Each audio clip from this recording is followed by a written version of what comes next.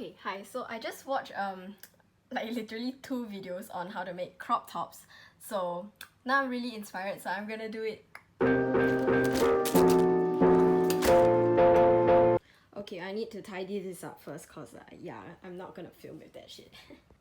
Okay, I was about to change the tripod and bloody hell, the screw from this tripod broke off and got stuck into the screw here.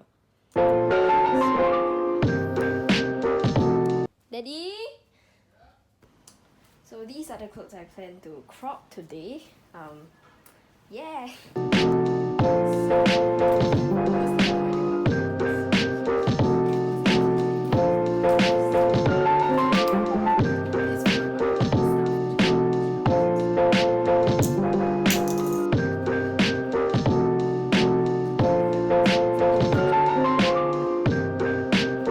They say a sharp pair of scissors, and sewing scissors. This used to be a sewing scissors before it ended up in my stationery cupboard, so it works lah, huh?